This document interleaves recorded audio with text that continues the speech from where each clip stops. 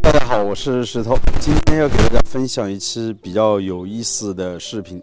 可能住在大城市的朋友没什么感觉，大城市里面的房子都是车水马龙、高楼大厦，看不出什么。那在农村里面，我相信不少的一些朋友在你们身边应该都有这样的一些案例。比如说，在农村里面有这样的一栋房子，独门独院，建在一座小山头之上，或者建在一个交叉路口。房子的背后呢是无依无靠，意思呢背后没有靠山，或者两边呢又比较陡峭，前面呢也比较陡峭，然后呢还有一些建在交叉路口的位置，也就是剪刀口或者反公路的位置。那这户人家住在里面长时间都是不太好的。那我今天要去看的这栋房子呢，实际上之前我来过一次，当时拍了个视频，好多播放量呢。在视频里面通过航拍，有些观众就发现了这栋问题的所在。他们说这栋房子建在一个山坳中间，然后房子的背后呢是空的，也就是无依无靠、孤零零的一栋房子。那这栋房子住在里面是非常不好的。那今天呢，我们又再次来到这里，去印证这个粉丝朋友说的这个话到底有没有道理。那我们就一起来看一下身后的这栋房子。在来之前呢，我也多方的打听了解到，这个主人家当年在这里建房子，他究竟用来干嘛，然后在这边又做出了什么，最后呢又得到了什么，我们一起来看一看。我呢就是沿着镜头前方的这条砂石路开车进来的。这边的路面将近宽有6米左右，这边距离寨子上将近是有6到700米，然后距离主路将近是有1000米左右。这边距离县城有15公里，距离镇上有2.5公里。按理来说，这个地方算是比较不错，一个比较适合开发农业项目的地方。但是呢，这个主人家在将近20年前，手上呢拿着好几百万，到山里面来建房子，准备大干一番事业。没想到房子建了没多久，然后呢，所有的资金全部都亏空，自己呢也过得非常的不顺，最后呢应该是身无分文吧。房子呢就荒废在这里，如今呢已经是完全的废弃，没人再要了。之前我发过一期视频，我说主人家找到我，想用几万块钱的价格把这栋房子给卖出去。但是细心的一些粉丝朋友看到了之后都说这栋房子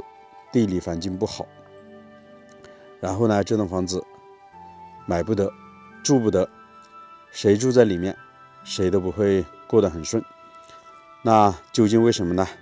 我们先来看一下整栋房子外面的一个情况。然后这边呢是一条进入房子的路，然后房子路呢是往下倾斜的，所以呢它是开了门之后就往下走。那所寓意的是什么呢？一直都是往下走，对不对？你看这个大门就建在这块，然后呢大门口是对着马路，这样子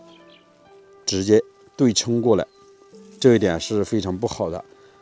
当然这是院门的位置，并不是说房门的位置。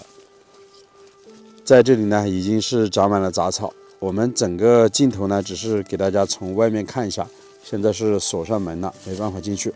旁边的这栋呢以前是养殖的地方，里面是一些场地，现在呢也都全部荒废了。看这条路是不是正对着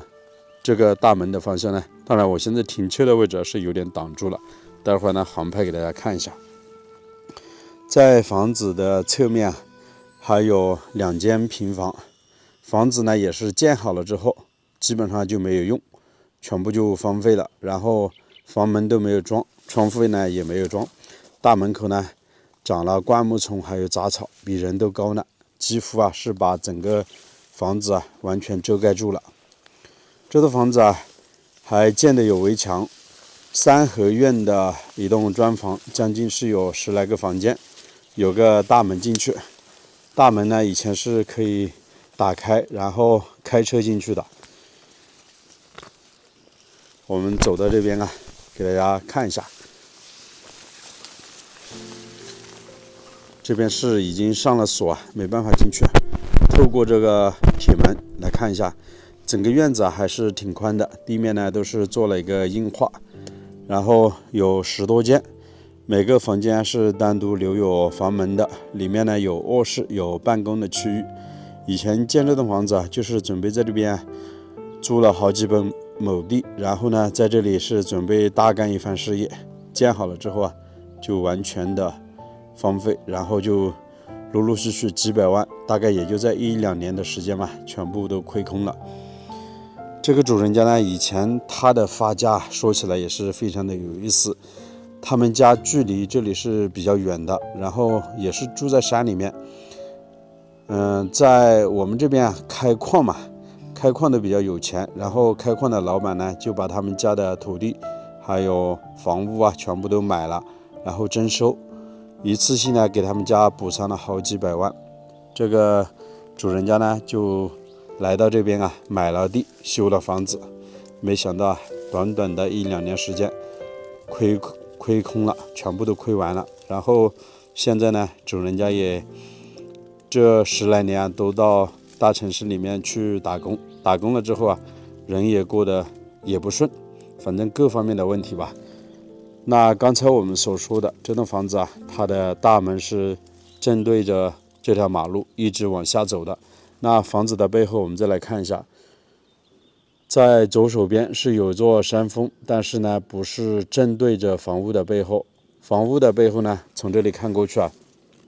就是完全对着这个山坳，也就是完全都是空着的，相当于整栋房子是无依无靠。